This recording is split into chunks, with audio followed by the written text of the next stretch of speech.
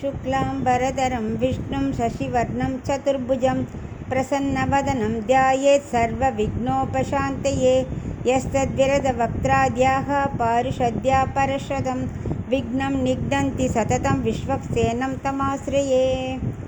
ஸ்ரீ விஷ்ணு சஹஸ்ரநாமத்தில் இன்றைக்கி நம்ம பார்க்க போகிறது 6வது திருநாமம் பூதபிருத். பூதபிருத்துன்னா அனைத்து உயிர்களையும் காக்கிறவர். காக்கிறதுன்னா என்ன அர்த்தம்? உணவும் அழித்து உயிர்களையும் காக்கிறன்னு அர்த்தம், காப்பவர்னு அர்த்தம். பீஷ்மர் வரிசையாக கிரமமாக ஒவ்வொரு திருநாமங்களையும் அழகாக சொல்லியிருக்கார். ஃபஸ்ட்டு விஸ்வம்னு ஆரம்பித்தார் இல்லையா, பூர்ணர். அதுக்கப்புறம் எங்கும் வியாபித்திருக்கிறவர், அவர் எல்லாரையும் தன்வசம் வைத்திருக்கிறவர், முக்காலங்களிலும் உள்ள எல்லா பொருட்களையும் நியமிக்கிறவர். நியமிச்சுட்டு என்ன பண்ணுறார்? சிருஷ்டிக்கிறார்.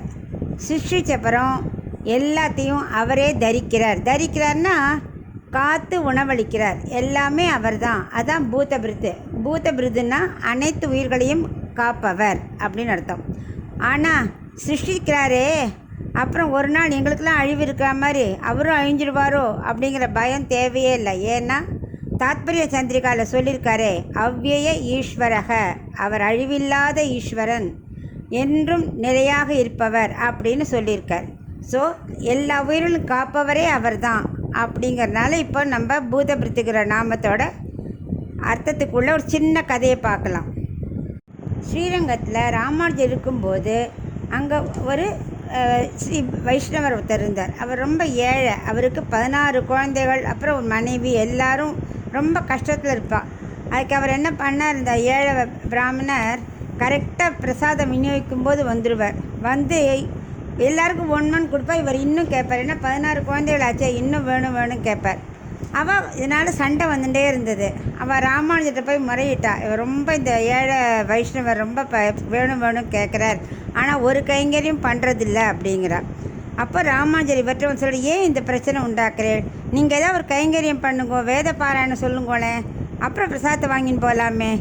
சும்மா வாங்கினா தானே அவள் அது மாதிரி சொல்கிறா அப்படின்னார். எனக்கு எதுவுமே வேத பாராயணம் தெரியாதே அப்படிங்கிறார். அப்போ உங்களுக்கு என்ன தான் தெரியும் அப்படின்னா, எனக்கு விஷ்ணு சஹஸ்ரநாமத்தில் 6வது நாமமான பூதபிருத் வரைக்கும் தான் தெரியும். அது போருமே, ரொம்ப சந்தோஷம். இனி தினமும் நீங்கள் பூத பிருத்தையே நமக அப்படி சொல்லிகிட்டே இருங்கோ, தானாகவே உணவு உங்களை தேடி வரும் அப்படின்னு சொல்லிட்டார். ஓகேன்னு வைஷ்ணவரும் போயிட்டார். அப்புறம் பார்த்தா அடுத்த நாள்லேருந்து நெய்வேத்தியம் வருது. அவர் வரவே இல்லை. ஒரு வாரமாக வரவே இல்லை.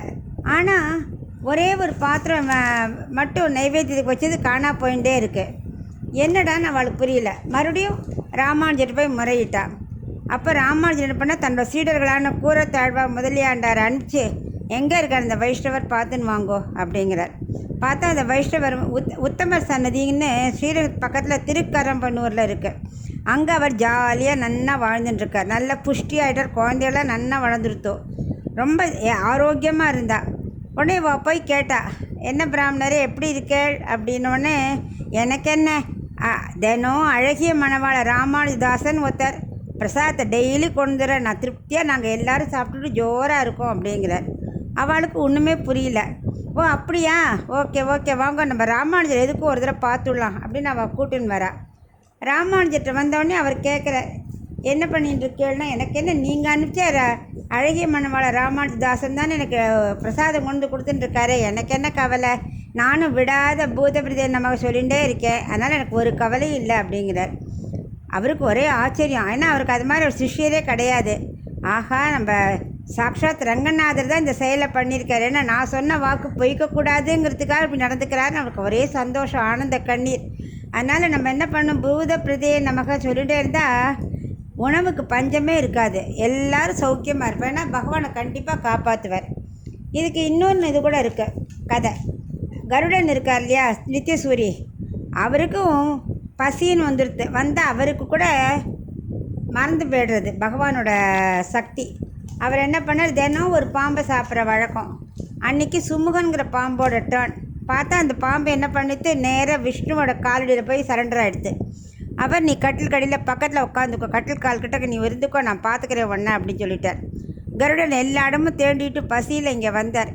வந்தவுடனே அவருக்கு சொல்கிறார் கருடன், எனக்கு அந்த பாம்பை கொடுங்க, நான் சாப்பிடணும், எனக்கு பசிக்கிறது அப்படிங்கிறார்.